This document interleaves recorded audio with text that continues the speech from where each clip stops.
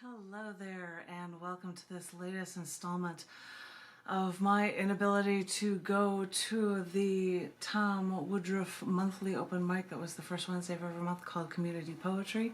That was at Half Price Books, a store that is now open, but they are currently not having get-togethers because, you know, people might have cooties still.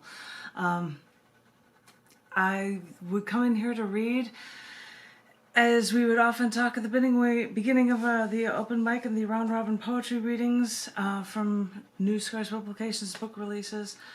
We would always talk about the news of the day, and Arlington is in my mind right now. Arlington, Texas, where there was a school shooting.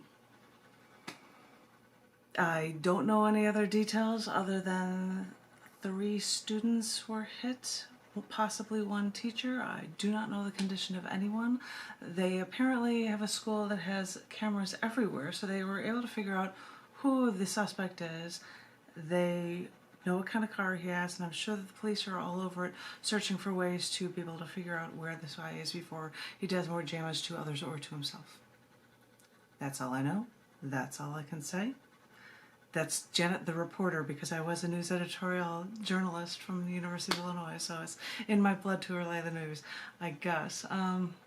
But this is not supposed to be a time for that. This is supposed to be a time for sharing poetry. Tom, I'm sorry that your open mic cannot be running.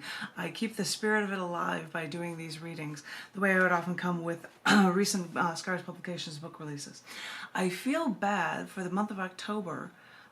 We just recently, I hosted a Zoom meeting for the Poetic License Open Mic, which is on the 3rd Sunday, and I usually would read from new issues of CC&D and Down the Dirt, and I couldn't get them mailed to me, and I think they arrived and they didn't knock while I was going on with the meeting, so I wasn't able to share any of these new books with people. So this is my time to do it now. I am going to read to you a bunch of poems from the Scars Publications Down in the Dirt October 2021 issue. It is titled Skeletons. Skeletons, skeletons, and titles of books are based on accepted writing within the book, so yes, there is somewhere in this book, Skeletons, a piece of writing that is called Skeletons, an ergo book title. I don't know, there are a bunch of different poems in this that I would like to share with you. The first few, I believe, if I'm looking, the first 2 are actually periodic table Twitter poems. Thanks to a gentleman in Chicago, Avram suggested that I submit writing for entering a contest for periodic table poems about that are Twitter length, each about different elements. So I vowed to write something for everything. I'm a little over half done, but they've already finished their contest, and my poem for magnesium, I believe, was 3rd place. Yay! I'm not sharing that with you, but I am sharing with you 2 poems because sometimes I get submissions from a gentleman whose name is James Bates, and he saw that I wrote periodic table poems and said, I'm going to write short stories about a bunch of different elements. So when he submits them, if there's room, I might put a little piece of mine related to it afterward. So he wrote a manganese piece, which is in this issue. And so I'm going to share with you there are 2 Twitter-length periodic table poems that are about manganese, and I hope you enjoy them. This first one is called Manganese Growing. Everything grows with her. When she died, the world stopped growing.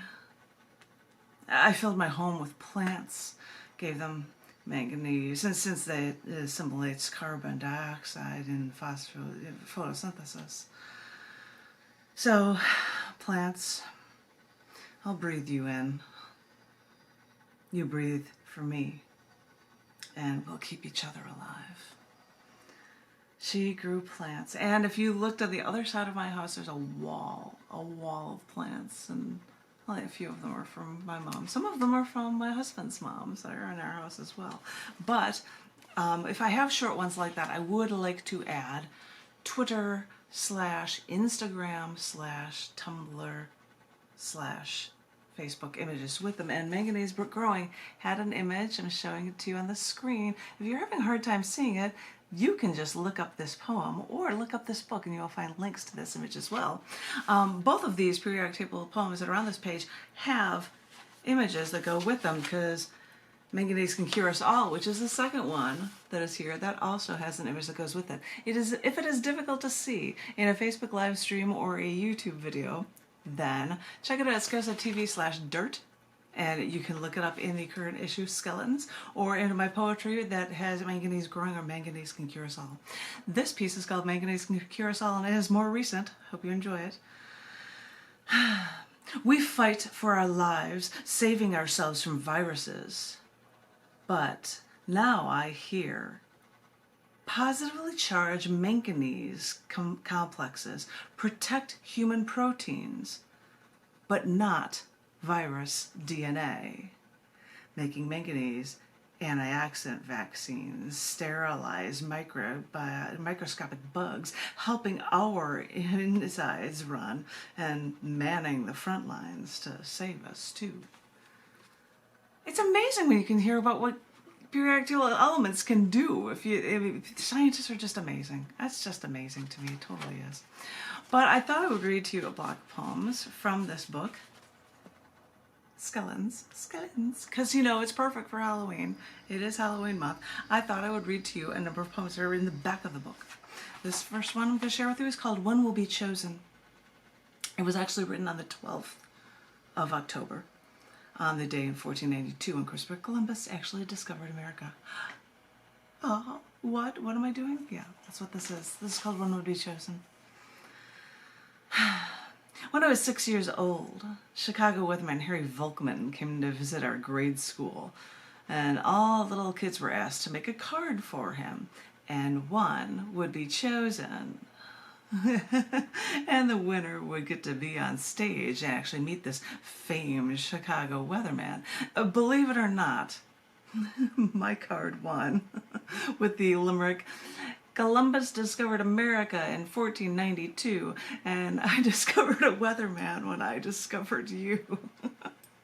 And glory be, I think I took those steps and I got up to those stairs and I shook the weatherman's hand. And of course, I was 6. Our country had existed for 200 years, but a little girl in the first grade had no idea what the history of our country really was. And I still don't.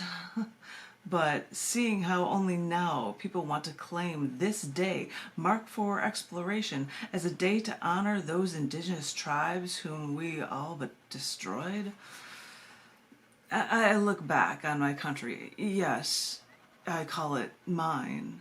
All my grandparents traveled to the United States to live here. Some chose to learn the language, some did not. But this land, your land, my land, is all I know. My history is here. This is my home. But I look back on my country with its history of bloodshed in independence, our bloodshed in slavery, our bloodshed for civil rights, our bloodshed for... We seem to be a bloody country. Wait, I thought of now trying to be British now. What is that? What? But I don't know what I'm supposed to think of my history, of what made us, us. Should I be waving a flag in blind faith? Should I be protesting the best life on this planet anyone could ever imagine? Or should I try to understand how this tattered but resilient quilt is only a part of my story, and then try to do my damnedest to, instead of apologizing for a past that I had nothing to do with, understand the pieces, understand this ragged but resilient quilt that is my history, and try to make a future of my home be as beautiful as it was meant to be. That's what you get for trying to write things for marking for different occasions, right? That one was for the day that Christopher Columbus discovered America, but on the next page here, I have got a poem that was written on Sweetest Day. It's just the 3rd Saturday in October. You don't know what Sweetest Day is? It's actually a day, ladies and gentlemen, bats and goyles. This is titled Every Day is Sweetest Day. Concocted by candy makers, this Midwestern U.S. holiday was spearheaded by the Sweetest Day Committee to give away boxes of candy.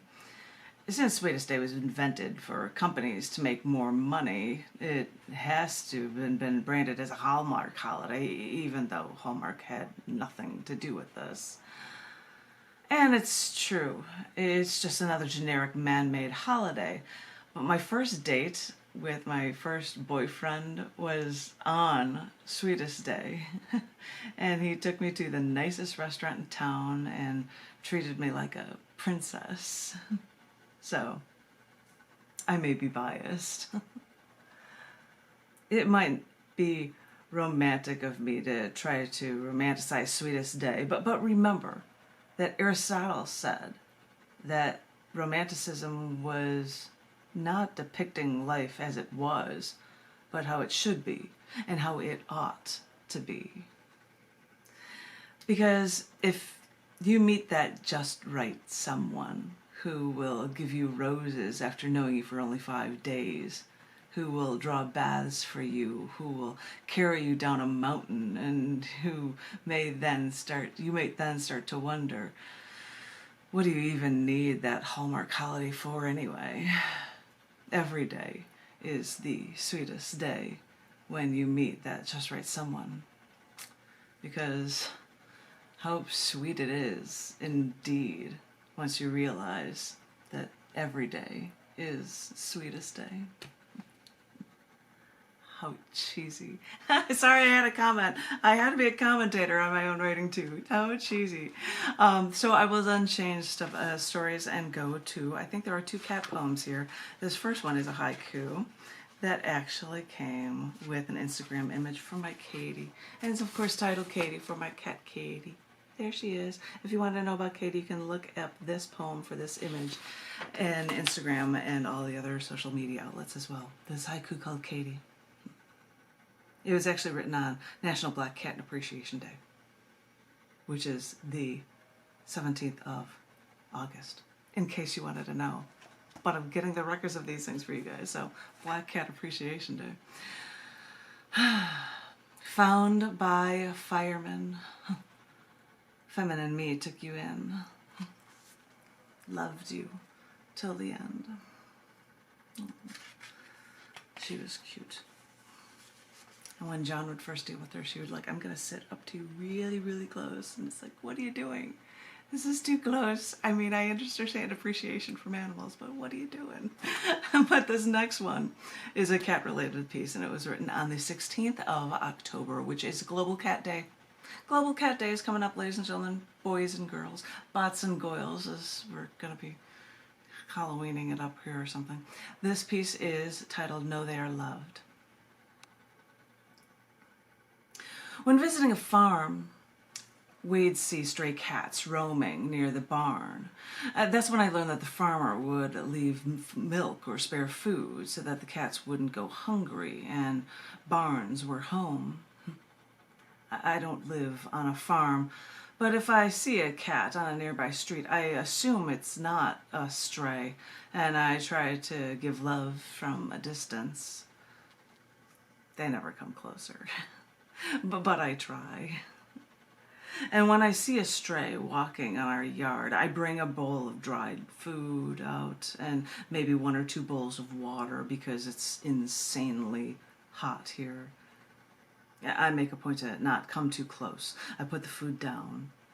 I walk away. And when the stray feels comfortable enough, they devour food, water.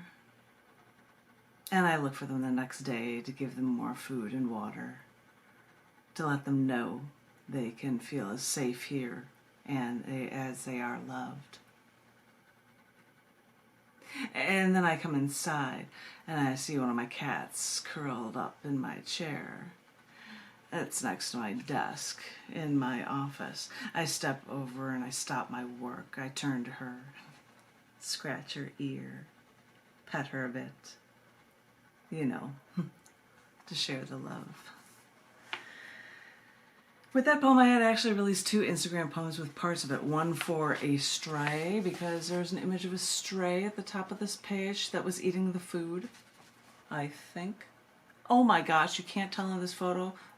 You can barely tell she's licking from eating the food. So you'd see it perfectly in an Instagram shot if you want to see that in this poem, you know they are loved. And you could also see my cat in a chair that's doing a little flip and posing, because that's just what Minx would do. That's just what she would do. But I am going to share with you a couple more poems from this section. I hope you appreciate them. I've got 4 more for you, each about a page each. This first one was written on the 20th of October, and that is on National Day of Writing. National Day on Writing. So check it out. This one is called Burn to These Nightmares with a Pen. I need to burn these stories into my brain. I pick and choose what needs to be said, what needs to be recorded. When I looked around, I wrote, I burned into these nightmares with a pen. And yes, I have this recorded. I have all of this recorded. What did you think I was doing when I was stuffing handwritten notes into my pockets or typing long hours into the night? I was sitting in a computer lab, slamming my hands, my fingers against that keyboard, because there were too many atrocities in the world, too many injustices that I had witnessed, and I had a lot of work to do. There had to be a record for all to remember. You want to know why I do the things I do? I need to record these things. That is what kept me together. Once I've seen the injustices of the world, and when no one bothered to notice them or change them or care about them, these recordings kept me together. I need to record these things to remind myself of where I came from. I need to record these things to remind myself that there are things to value and things to hate. I need to record these things to remind myself that there are things worth fighting for, worth dying for. I need to record these things to remind myself that I am alive. Following that poem is a really, really short one that was written for Psychic Day, the first Sunday in August. This poem is called Futility. And if you guys know me, this will make total sense to you. And to everybody else, oh well, cope. This is called Futility. I found a business card for a psychic tucked into my car windshield today. If they were psychic, they shouldn't have known the futility in trying to sell me with their guesses.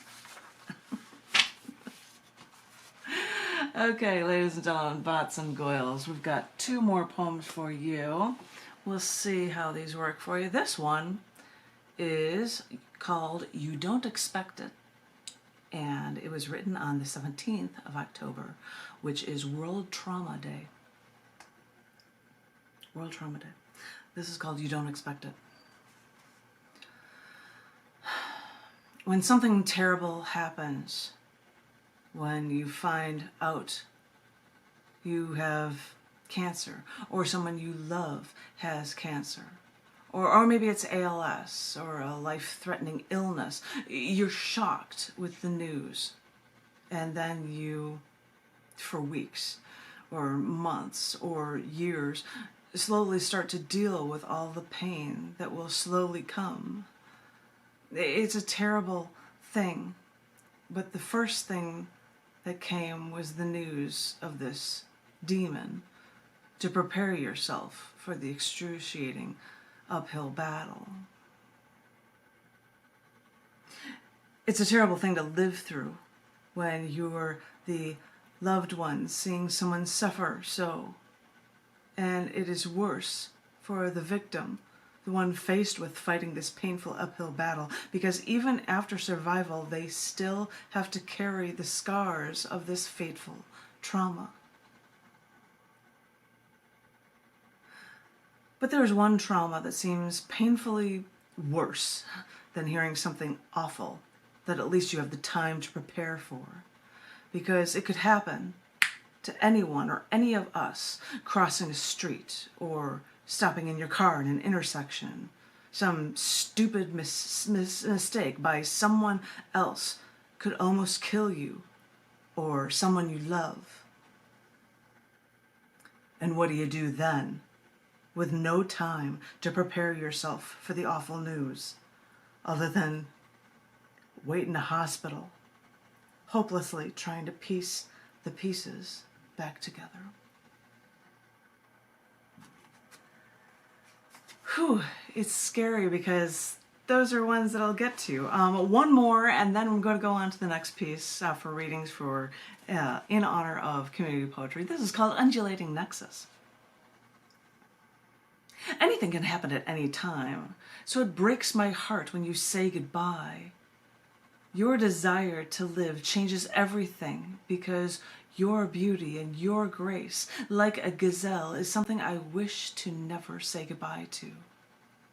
I want to hold these images of yours, these percolations that wash over me, because no one speaks in the language of angels unless it is you, until you say goodbye to me again. My fortune's been cast like rain pummeling down on me, pummeling me ever since those words belonging to you were so succinctly punctuated to me. Goodbye. It still echoes through the skull chambers of my mind. You gave me light. You helped me shine. This truth we share together cannot be a goodbye, because our time together is eternal. So don't say goodbye. Our creative, now undulating nexus will never end. Last poem in the book. I hope you guys appreciate it, and I will be back shortly with another reading in honor of community poetry. I want everybody to hang in there and stay safe and stay well and stay creative and stay loved as you all are. You guys all hang in there, and I'll talk to you all very, very soon. Thank you all very, very much. Thank you.